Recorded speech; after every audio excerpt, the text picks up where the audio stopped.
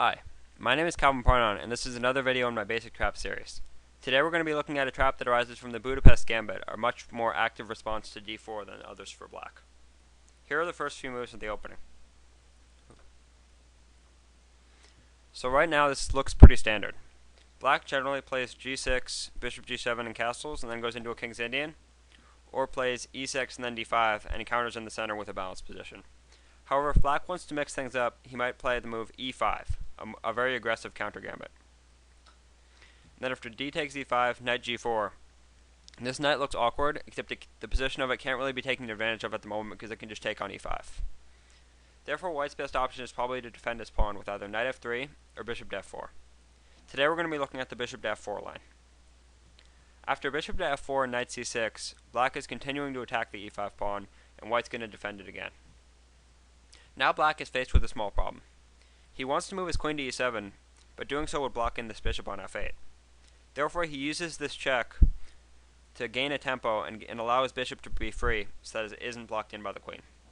Now white is the one who's faced with the problem. If he blocks with knight to c3, black can simply take the knight and force white to compromise his pawn structure. So it's probably better for white to block with knight d2. Okay, so now black is going to keep stacking pressure on the pawn with the previously mentioned queen to e7, and white can't really defend it, although he's well developed and the position's about equal.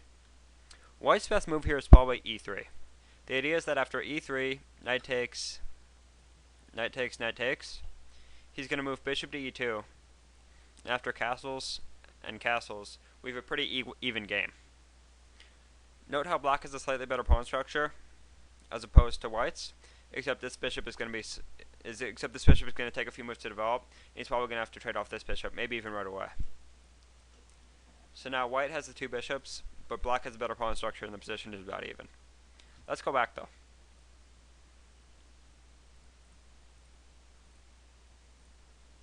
So now another possibility for white here is he could notice that he apparently has a chance to win a black bishop, or at least force it to trade. So now let's say white moves a3. He's hoping for something like this. Notice how the bishop has no escape squares and it's completely cut off by these white pawns. However, on seeing this, black would play knight takes e5.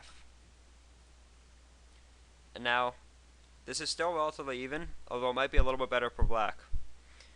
But if white tries to get greedy and take this bishop, it's checkmate on the spot.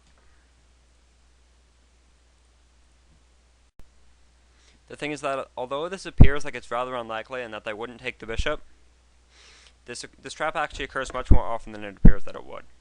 This is just a useful thing to know if you play the Budapest, and it's also a useful thing to know to avoid if you're playing white against it.